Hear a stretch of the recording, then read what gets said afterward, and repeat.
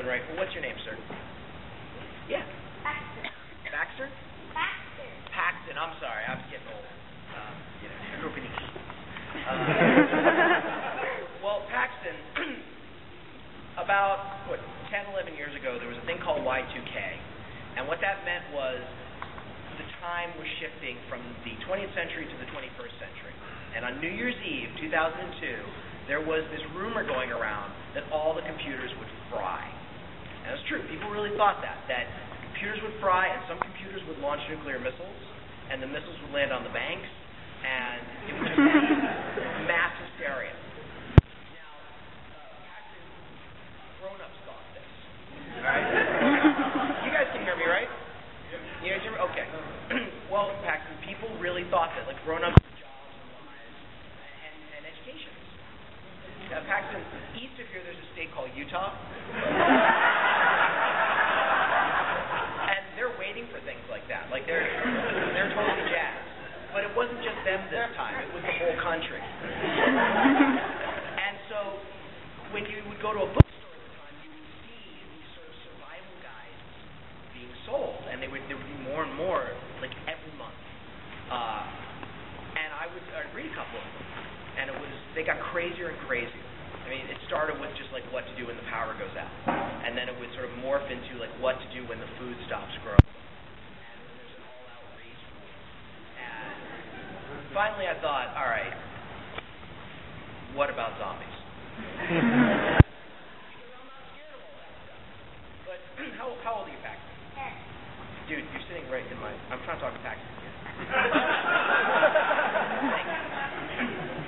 Sorry, how old do you say? 10.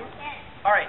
When I was your age, around that time, there was an invention that just came out. It was called HBO. And when my parents would go out to dinner, I would sneak in their room to watch it, hoping I would see like movies. And I saw this Italian movie, and it was a zombie movie, and it was really creepy. I think it was like Revenge of the Zombies or something like that. And what they did was so creepy. They mixed in zombie footage with real cannibal footage from a place called New Guinea. Paxton, I was freaked out. Like, I didn't get over that for a long time. And later on, I saw a movie called Night of the Living Dead. And I was like, whoa, this, yeah, woo. And it was a woo moment because I learned you could stop it. Oh, okay. There's hope. So I was really into zombies for a long time, and it really freaked me out. But I never really got over it. It was sort of always in the back of my mind. So when Y2K happened and I saw all these survival guides, I thought, okay, what if there's a book about how to fight zombies? So I went looking for one. Went to all these bookstores. This brand new invention, Amazon, had just come out. I went on that and looked. Wasn't there. Nothing. So I thought, you know what? I had, at that point, two amazing skills. I had a superhumanly curious mind, and I had superhuman amounts of free time. Because when you're older, there's a word that you'll understand. It's called unemployed. Doesn't mean anything now, but when you get out of college, you're going to hear that a lot. So I had all this free time, and I was trying to be a screenwriter. I was trying to write movies, and it wasn't working out because I didn't like what I was writing. And nobody else liked what I was writing. And I thought, you know what? I want to be a writer. I want to get back to when, literally, I was your age. When I was 12, I wrote my first short story. When I was 14, I wrote my first novel, just for me, just because that's what I liked. I wanted to get back to that feeling. So I was like, okay, at the end of every day, when my lame scripts are done, I'm going to just work on this zombie book. And I did, for a year or so. And I wrote something called The Zombie Survival Guide. And I stuck it in the drawer because I didn't write it for anybody. Nobody's going to want this. Why would you want a real book on something that isn't real? So I put it away, and I concentrated on this thing I call my career. And finally, I got a career. I ended up writing for the show Saturday Night Live. And in the midst of it, I met a book agent, talking to books. I want to see it. I think I can get it published. And I said to him, you do that.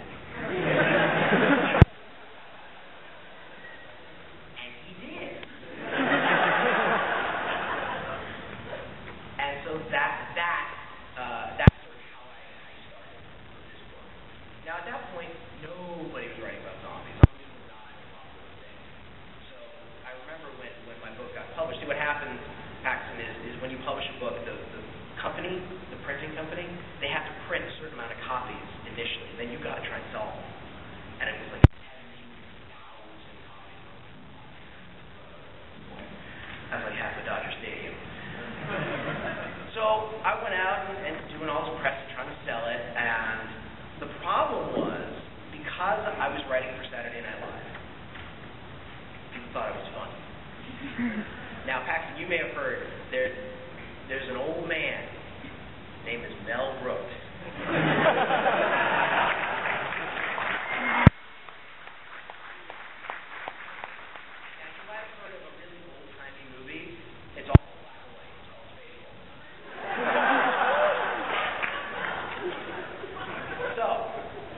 People thought, now, that guy, that Mel Brooks, that's my dad.